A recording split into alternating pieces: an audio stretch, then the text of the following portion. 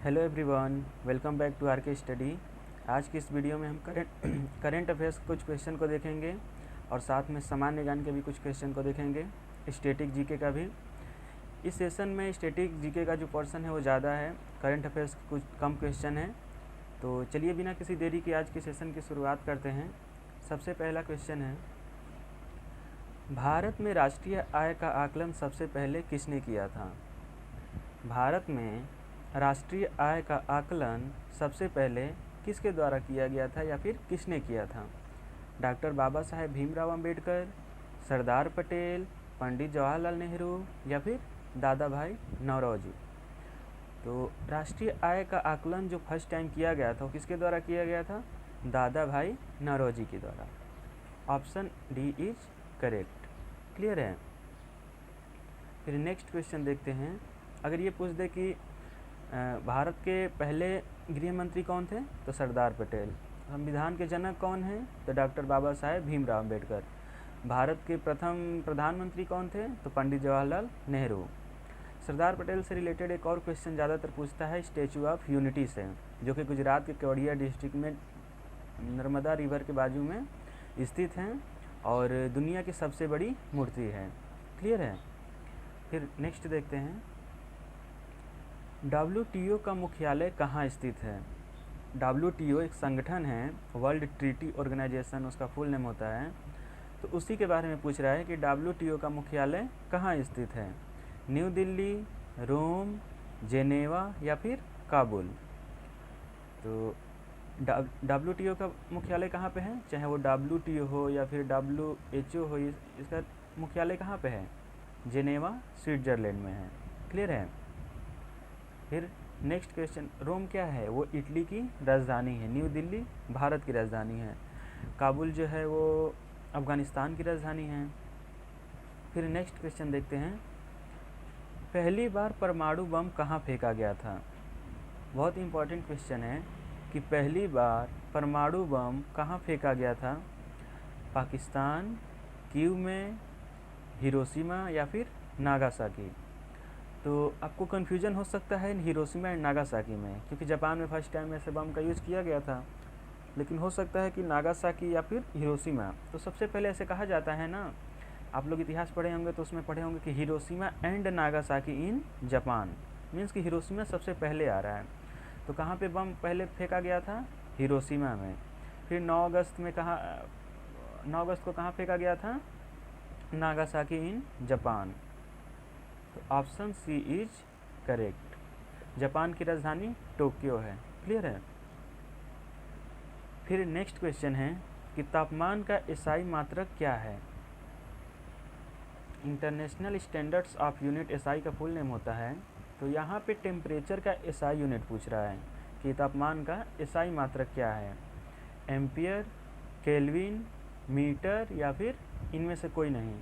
Question जो पूछता है तो उसमें एक डिग्री सेल्सियस भी देता है कंफ्यूज करने के लिए। तो काफ़ी सारे स्टूडेंट डिग्री सेल्सियस पे टिक कर देते हैं। वो बोलते हैं कि तापमान जो होता है तो डिग्री सेल्सियस में ही होता है। अभी जैसे हम बात करें कि उत्तर प्रदेश में कितने टेम्परेचर है, तो कोई केल्विन नहीं, डायरेक्ट डिग्री सेल्सियस में बताएगा। तो इस तरह से कन्फ्यूजन होता है। लेकिन जो तापमान का एसआई मात्रक होता है वो क्या होता है? केल्विन होता है। इसका सिंबल क्या होता है? के। क्लियर है? फिर नेक्स्ट देखते हैं, हाल ही में आए वर्ल्ड हैप्पीनेस इंडेक्स में शीर्ष स्थान पर कौन सा देश था? अभी 1-2 दिन पहले हैप्पीनेस इंडेक्स आया हुआ है, विश्व खुशहाली सूचकांक बोलते हैं हिंदी में। तो इसमें पूछ रहा है कि शीर्ष स्थान पे मीन्स कि टॉप 1 रैंक किस देश का था? न्यूजीलैंड, पाकिस्तान, भारत या फिर फिनलैंड। तो इसमें टॉप पे कौन सा देश था? Finland. Option D is correct. बात करें भारत की, तो भारत का जो रैंक है बहुत ही ख़राब है, लगभग 100 के ऊपर ही है। 126वीं रैंक किसकी है? भारत की है। फिर नेक्स्ट क्वेश्चन देखते हैं, हाल ही में आई रिपोर्ट वर्ल्ड हैप्पीनेस इंडेक्स में भारत का स्थान कौन सा था? अभी पिछले वाले से क्वेश्चन में बताया हूँ कि 126। Option A is correct.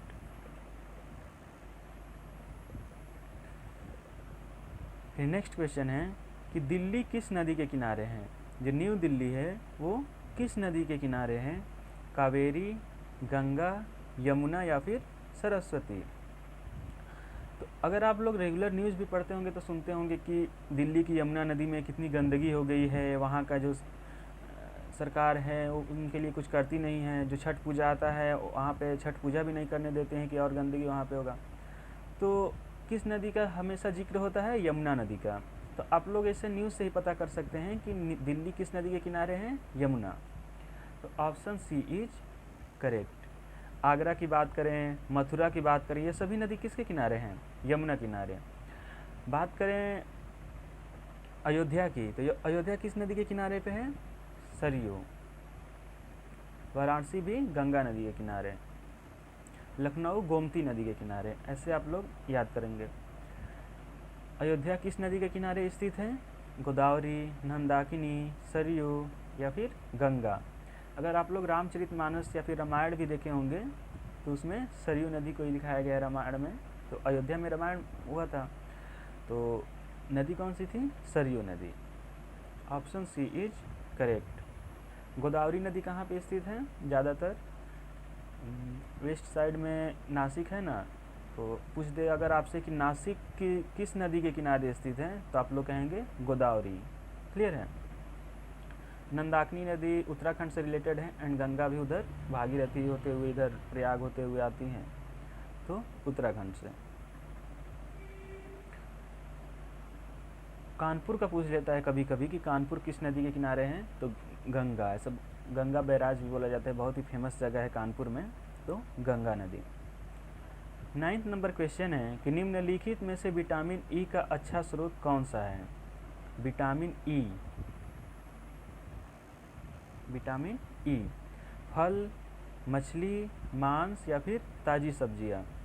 तो विटामिन ई के बारे में दिया गया है कि उसके लिए अच्छा, सबसे अच्छा स्रोत कौन सा है, ताज़ी सब्जियां। क्लियर है। फिर नेक्स्ट क्वेश्चन देखते हैं, मानव शरीर में कितनी हड्डियां होती हैं। How many total bones in a human body. 200, 206, 210 या फिर 220। तो मानव शरीर में कितनी हड्डियां होती हैं, 206। ये तो आप लोग को पता होगा, बेसिक क्वेश्चन है, सिंपल क्वेश्चन है। फिर नेक्स्ट क्वेश्चन है कि शिशु बालक में टोटल हड्डियों की संख्या कितनी होती है। कोई छोटा बच्चा होता है लगभग 5-6 मंथ का, उससे रिलेटेड क्वेश्चन है कि उनमें कितनी हड्डियां होती हैं। तो एक जो साधारण इंसान है उससे हमेशा ज़्यादा हड्डियों की संख्या बच्चों में होती है, लगभग 300 के आसपास। तो ऑप्शन में भी दिया गया है, ऑप्शन ए, कितनी संख्या होती है, 300 के आसपास। फिर नेक्स्ट क्वेश्चन है कि मानव शरीर का सबसे बड़ा अंग कौन सा है।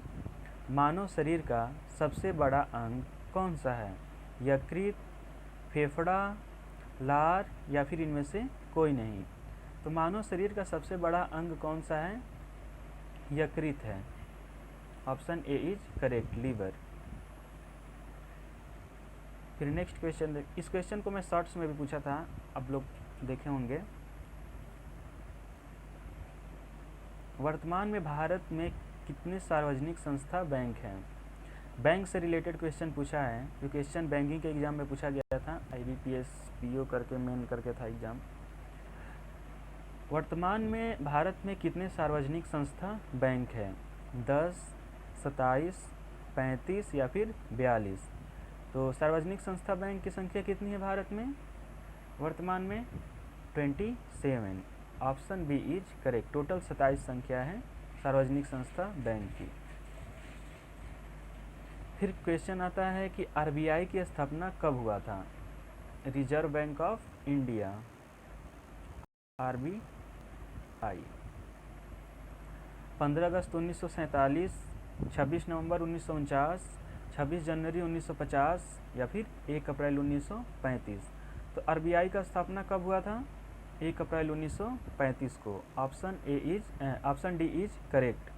हमारा देश कब आज़ाद हुआ था, 15 अगस्त 1947। संविधान कब बन के तैयार हुआ था, 26 नवंबर 1949। संविधान कब लागू हुआ था, 26 जनवरी 1950। क्लियर है। फिर नेक्स्ट क्वेश्चन देखते हैं, भारतीय स्टेट बैंक ऑफ इंडिया की स्थापना कब हुआ था। यहाँ पे एसबीआई से रिलेटेड क्वेश्चन पूछा गया है कि एसबीआई का स्थापना कब हुआ था। 1 जुलाई 1955, 9 अगस्त 1957, 15 अगस्त 1935 या फिर 28 दिसंबर 1960। तो ये क्वेश्चन का आंसर आप लोग को बताना है। 28 दिसंबर 1960, 15 अगस्त 1935, 9 अगस्त 1957 या फिर 1 जुलाई 1955। तो कब स्थापना हुआ था? 1 जुलाई 1955 में। क्लियर है। नागरिकता से रिलेटेड 1955 की बात आई तो एक चीज़ और बता दे रहा हूँ कि नागरिकता से रिलेटेड जो फर्स्ट अमेंडमेंट आया था, जो पहला संशोधन आया था, वो भी कब आया था? 1955 के अधिनियम में। क्लियर है, क्योंकि संविधान जब बना था तो नागरिकता के बारे में कुछ ज़्यादा चीज़ें नहीं दिया गया था, बस माइग्रेशन के बारे में दिया गया था कि जो भारत से पाकिस्तान जा रहे हैं, पाकिस्तान से भारत आ रहे हैं, तो एक फिक्स डेट दिया गया था कि उसके अंतर्गत उनको नागरिकता मिलेगी, और कुछ ज़्यादा नहीं दिया गया था। तो उसके बाद से नागरिकता प्राप्त करने की विधियाँ लाई गई। अभी नागरिकता प्राप्त करने की टोटल विधियाँ कितनी हैं? 5। चलिए नेक्स्ट क्वेश्चन देखते हैं। पॉलिटी का कभी सेशन लाऊंगा तो उसमें डिटेल से संविधान के बारे में बताऊंगा। भारत का सबसे पुराना एवं पहला बैंक कौन सा है? भारत का सबसे पुराना एवं पहला बैंक कौन सा है? बैंक ऑफ हिंदुस्तानी या फिर यूको बैंक या फिर स्टेट बैंक ऑफ इंडिया या फिर HDFC। तो HDFC तो नहीं हो सकता क्योंकि ये तो अभी private bank and new bank है। बात करते हैं सबसे पुराना बैंक और पहला बैंक का, तो वो कौन सा है? Bank of Hindustani. Option A is correct. UCO bank भी बहुत पुराना है, स्टेट बैंक भी बहुत पुराना है, लेकिन बैंक ऑफ हिंदुस्तानी से पुराना नहीं है। क्लियर है। फिर नेक्स्ट क्वेश्चन देखते हैं, विश्व बैंक का मुख्यालय कहाँ स्थित है? विश्व bank means world bank. World bank का मुख्यालय कहाँ स्थित है? ये बहुत ही बड़ी संस्था है, काफ़ी सारी रिपोर्ट को ये भी जारी करता है। वाशिंगटन DC मीन्स कि अमेरिका में है। ये ज़्यादातर नॉर्वे देश को छोड़ दें तो Washington DC, California, Los Angeles, ये सभी देश कहाँ, सभी राज्य कहाँ पे हैं? USA में हैं, यूनाइटेड स्टेट ऑफ अमेरिका। तो वर्ल्ड बैंक का मुख्यालय कहाँ पे स्थित है? वाशिंगटन DC में। Option A is correct. Clear है। फिर नेक्स्ट क्वेश्चन देखते हैं कि आसमान में तारों का रंग किस पर निर्भर करता है? आसमान में तारों का रंग, कलर ऑफ स्टार्स, किस पे डिपेंड करता है? वजन पर, तापमान पर, क्षेत्रफल मीन्स कि एरिया पर, या फिर कोई नहीं? तो तारों का जो रंग वो किस पे निर्भर करता है? तापमान पर, टेम्परेचर पे। Option B is correct. फिर नेक्स्ट क्वेश्चन देखते हैं, भारतीय जनता पार्टी का मुख्यालय कहाँ स्थित है? हाल में बीजेपी का सरकार ज़्यादातर राज्यों में है, लोकसभा में भी बीजेपी का राज्य है, पीएम कौन है? बीजेपी पार्टी से है। तो पूछ सकता है कि भारतीय जनता पार्टी बीजेपी का मुख्यालय कहाँ पे है, हेडक्वार्टर कहाँ पे है? नई दिल्ली, वाराणसी, पंजाब या फिर उत्तराखंड में? तो बीजेपी का जो हेडक्वार्टर कहाँ पे है? नई दिल्ली में है। ज़्यादातर भारतीय में जो संस्था है उसका हेडक्वार्टर कहाँ पे है? नई दिल्ली में है। 2-4 को छोड़ दिया जाए तो नई दिल्ली में है। जैसे कि FSSI जो फूड से रिलेटेड है, DRDO का हेडक्वार्टर भी कहाँ पे है? वहीं पे है। ICAR करके आता है, एग्रीकल्चर से रिलेटेड संस्था है, वो भी कहाँ उसका हेडक्वार्टर है? नई दिल्ली में ही है। फिर नेक्स्ट क्वेश्चन देखते हैं, लेकिन RSS का पूछ दे कि RSS का हेडक्वार्टर कहाँ पे है, RSS का मुख्यालय कहाँ पे है? तो वो कहाँ पे है? नागपुर, महाराष्ट्र में। फिर 20 नंबर क्वेश्चन आता है कि नीति आयोग कब बनाई गई थी?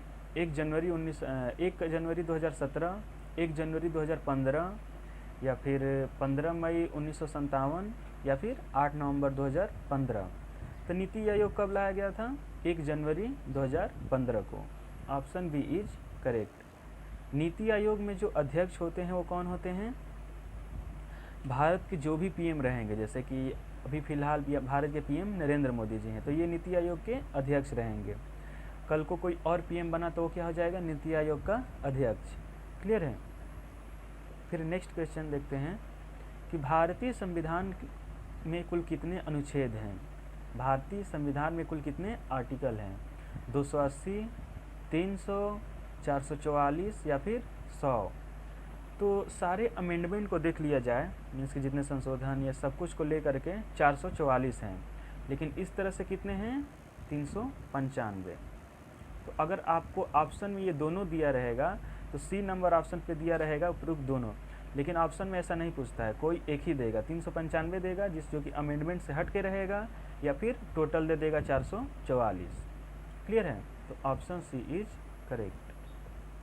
फिर नेक्स्ट क्वेश्चन देखते हैं, भारतीय संविधान के किस अनुच्छेद में समानता का अधिकार की बात की गई है। भारतीय संविधान के किस अनुच्छेद में समानता मीन्स की राइट टू इक्वालिटी की अधिकार की बात की गई है। अनुच्छेद 511, अनुच्छेद 14 से 18, या फिर अनुच्छेद 15 से 50, या फिर अनुच्छेद 17 से 21 नहीं है, यहाँ पे थोड़ा सा करेक्शन कर लीजिएगा, 17 से 21। क्लियर है। तो आप लोग संविधान पढ़े होंगे, स्टार्टिंग में ही है कि जो समानता का अधिकार वो किस में दिया गया है, 14 से 18 में। और समानता का जो अधिकार है वो मूल अधिकार के अंदर आता है। जो 12 से लेकर के 35 तक अनुच्छेद हैं वो मूल अधिकार के अंतर्गत आते हैं। पहले जो संपत्ति का अधिकार था, संपत्ति रखने का, वो भी एक मूल अधिकार था, लेकिन सरकार को इससे बहुत प्रॉब्लम होती थी। क्लियर है। कोई मान लीजिए कि कोई हाईवे निकल रहा है, कोई रेल लाइन निकल रहा है और बीच में किसी का खेत आ गया, वो कहेगा कि नहीं ये तो मेरा अधिकार है, मैं नहीं दूंगा। तो क्या होगा, रेलवे लाइन तो ऐसे कट के घूमते हुए जाएगी नहीं, उसके लिए तो सीधा रास्ता चाहिए, वरना और टाइम वेस्ट होगा। तो सरकार को क्या किया गया, जो संपत्ति का अधिकार है उसको कानूनी अधिकार बना दिया गया। तो सरकार चाहे तो अब आपका ज़मीन ले सकती है। ऐसे नहीं, मतलब आपको दुगना तिगुना छोड़िए 4 गुना पैसे दे करके वो ज़मीन लेती है। वैसे आपको पैसे की कोई वहाँ पे दिक्कत नहीं होती है। 2 लाख की ज़मीन है तो 10 लाख दे देगी। क्लियर है। तो इस तरह से संपत्ति का अधिकार किस में चला गया, कानूनी अधिकार में। फिर नेक्स्ट क्वेश्चन देखते हैं, भारतीय संविधान के किस अनुच्छेद में कहा गया है कि भारत राज्यों का एक संघ है। भारत राज्यों का क्या है, एक संघ है, मीन्स की यूनियन है। अनुच्छेद 5, अनुच्छेद 2, अनुच्छेद 1 या फिर अनुच्छेद 15। तो किस अनुच्छेद में कहा गया है कि भारत राज्यों का एक संघ है, अनुच्छेद 1 में ही कहा गया है ऐसा। Option C is correct. Clear है। फिर नेक्स्ट क्वेश्चन देखते हैं कि संपत्ति का अधिकार किस अनुच्छेद में दिया गया है। संपत्ति का अधिकार किस अनुच्छेद में दिया गया है। तो मैं बताया पहले कि क्या है, ये मौलिक अधिकार से, मूल अधिकार से लेकर के किस में चला गया, ये कानूनी अधिकार में। तो उसमें अमेंडमेंट हुआ है, कुछ न कुछ संशोधन हुआ है। तो ऑप्शन सी इज करेक्ट। 300 का या फिर 300A जो आता है उसमें क्या कहा गया है कि संपत्ति का अधिकार दिया गया है। संविधान संशोधन का अधिकार किस अनुच्छेद में है। किस अनुच्छेद में कहा गया है कि हम संविधान में संशोधन कर सकते हैं। हर चीज़ का एक नियम है, संविधान में हर चीज़ के बारे में दिया गया है। ऐसे तो है नहीं कि कोई उठा और संविधान में संशोधन कर दिया, उसका भी कहीं लिखित प्रमाण होगा। तो अनुच्छेद जो 368 है उसमें कहा गया है कि क्या कर सकते हैं, संविधान में संशोधन कर सकते हैं। और 370 तो आप लोग को पता ही होगा, जम्मू कश्मीर से रिलेटेड है। 370 लोग बोलते हैं कि 370 हट गया, 370 नहीं हटा है और ना कभी हटेगा। उसमें जो प्रावधान दिए गए थे, कुछ उसमें ऐसे नियम थे, कुछ उसमें आर्टिकल ऐसा दिया गया था जो कि जम्मू कश्मीर पे लगता था कि अलग अपना उसका नियम रहेगा, अलग वहाँ पे हर चीज़ें होंगी, तो उसको हटाया गया है बस। 370 तो है ही, क्योंकि 370 में ही दिया गया है कि जम्मू कश्मीर क्या है, भारत का एक राज्य है। तो उसी को हटा देंगे तो फिर दिक्कत ही है। फिर आता है बजट 2023-24 में सप्तऋषि की अवधारणा के तहत कौन सी प्राथमिकता निर्धारित की गई है। हाल ही में बजट पेश हुआ था, तो बजट 2023-24 में सप्तऋषि की अवधारणा, ये नाम याद रखिएगा, सप्तऋषि की अवधारणा के तहत कौन सी प्राथमिकता निर्धारित की गई है। समावेशी विकास, या फिर युवा शक्ति, या फिर हरित विकास, या फिर उपरोक्त सभी। तो ये हर चीज़ के मद्देनज़र रखते हुए समावेशी विकास या फिर युवा शक्ति या फिर हरित विकास, इसको क्या किया गया है, ऋषि की अवधारणा के तहत, सप्तऋषि की अवधारणा के तहत बजट में पेश किया गया है। तो ऑप्शन डी इज करेक्ट। फिर नेक्स्ट क्वेश्चन देखते हैं। G20 की अध्यक्षता के दौरान पर्यटन को बढ़ावा देने के लिए भारत यात्रा वर्ष 2023 अभियान को किसके द्वारा प्रारंभ किया गया है। G20 की अध्यक्षता आप लोग को पता होगा भारत ही इस बार कर रहा था। दिसंबर मंथ में लगभग अध्यक्षता शुरू हुई थी, फर्स्ट वीक में पीएम मोदी जी कर रहे थे। तो इस क्वेश्चन में पूछ रहा है कि G20 की अध्यक्षता के दौरान पर्यटन को बढ़ावा देने के लिए भारत यात्रा 2023 अभियान को किसके द्वारा प्रारंभ किया गया। जी किशन रेड्डी, नरेंद्र सिंह तोमर, अमित शाह या फिर नरेंद्र मोदी। तो किसके द्वारा किया गया, जी किशन रेड्डी जी के द्वारा। Option A is correct. बात करें नरेंद्र सिंह तोमर के, तो ये अभी वर्तमान में क्या है, कृषि मंत्री हैं, भारत के कृषि मंत्री। अमित शाह आप लोग को पता होगा होम मिनिस्टर ऑफ इंडिया, गृह मंत्री हैं। और Narendra Modi PM, prime minister. फिर नेक्स्ट क्वेश्चन देखते हैं कि वर्तमान में भारत के गृह मंत्री कौन हैं। अभी लास्ट वाले क्वेश्चन में डिस्कस किया Amit Shah. Option B is correct. देखिए यहाँ पे ऑप्शन में अरविंद केजरीवाल भी दिया गया है। ये दिल्ली के सीएम हैं, भूपेंद्र पटेल गुजरात के सीएम हैं एंड आदित्यनाथ योगी यूपी के सीएम हैं। क्लियर है, तो इसको भी देख लीजिएगा आप लोग। फिर आता है 29 नंबर क्वेश्चन कि विश्व पृथ्वी दिवस कब मनाया जाता है। क्लियर है, ये बहुत इंपॉर्टेंट क्वेश्चन है। हाल ही में विश्व पृथ्वी दिवस कब मनाया जाता है। 5 मार्च, 22 अप्रैल, 9 अगस्त या फिर 5 जून। बात करें, आज तो डेट 23 मार्च है, तो 22 मार्च को कौन सा दिवस, मीन्स कि कल क्या मनाया गया था, जल दिवस मनाया गया था, वर्ल्ड वाटर डे 22 मार्च को। लेकिन यहाँ पे पूछा है कि पृथ्वी दिवस कब मनाया जाता है। तो पृथ्वी दिवस कब मनाया जाता है, जस्ट एक मंथ बाद, मीन्स कि 22 अप्रैल को। 3 जो डेट है मैं उसको याद करने का सबसे आसान तरीका बताता हूँ। देखिए, सबसे भूमि नीचे भाग में क्या है, वाटर है, ठीक है, पहले वाटर है, तो पहले 22 मार्च को वाटर डे मनाया गया। उसके ऊपर क्या है, पृथ्वी है, तो उसके बाद क्या मनाया गया, पृथ्वी। और पृथ्वी के ऊपर क्या है, बहुत सारे विविधता दी गई हैं, बहुत सारे बायोडाइवर्सिटी दिया गया है। तो 22 मई को क्या मनाया जाता है, बायोडाइवर्सिटी डे। तो इस तरह से आप स्टेप बाय स्टेप भी याद कर सकते हैं, कभी नहीं भूलेंगे। फिर ऑप्शन में दिया गया है 5 जून पर्यावरण दिवस मनाया जाता है। 9 अगस्त को क्या मनाया जाता है, आदिवासी दिवस। Option B is correct. फिर आज का लास्ट क्वेश्चन है, और ये क्वेश्चन भी आई होप आप लोग को आ गया होगा कि विश्व जल दिवस कब मनाया जाता है। तो 22 मार्च को। Option B is correct. ये क्वेश्चन आप लोग के लिए हैं, इसका आंसर आप सभी कमेंट में बताइएगा। अभी है 1-2 और क्वेश्चन है, फिर देखता हूँ आगे कि भारतीय प्रवासी दिवस कब मनाया जाता है। भारतीय प्रवासी दिवस कब मनाया जाता है, 9 जनवरी, 1 अक्टूबर, 2 सितंबर या फिर 1 अप्रैल। तो प्रवासी दिवस कब मनाया जाता है, 9 जनवरी को। किस उपलक्ष्य में मनाया जाता है, उसी दिन को महात्मा गांधी जी ने साउथ अफ्रीका से भारत आए थे, तो क्या मनाया गया था, प्रवासी दिवस 9 जनवरी को। Option A is correct. और ये क्वेश्चन आप लोग के लिए है कि हाल ही में भारत की स्थानीय भाषाओं को डिजिटल दुनिया में बढ़ावा देने के लिए प्रोजेक्ट एलोरा, कौन सा प्रोजेक्ट है, एलोरा को किसके द्वारा प्रारंभ किया गया है। गूगल, माइक्रोसॉफ्ट, मेटा या फिर टाटा। तो डिजिटल दुनिया में मतलब जो भारत की जो भी स्थानीय भाषा है, अलग अलग राज्यों की अपनी अपनी खुद की भाषाएं हैं, तो एक डिजिटल फॉर्म में कि इसकी डिजिटल दुनिया में बढ़ावा देने के लिए एक प्रोजेक्ट एलोरा चलाया गया था। तो संगठन का नाम पूछ रहा है कि किस लिमिटेड के द्वारा चलाया गया, गूगल, माइक्रोसॉफ्ट, मेटा या फिर टाटा। तो इसका आंसर आप सभी कमेंट में बताइएगा। आज का सेशन कैसा लगा ये भी बताइएगा। मिलते हैं नेक्स्ट सेशन में, तब तक के लिए बस इतना ही। Thank you everyone.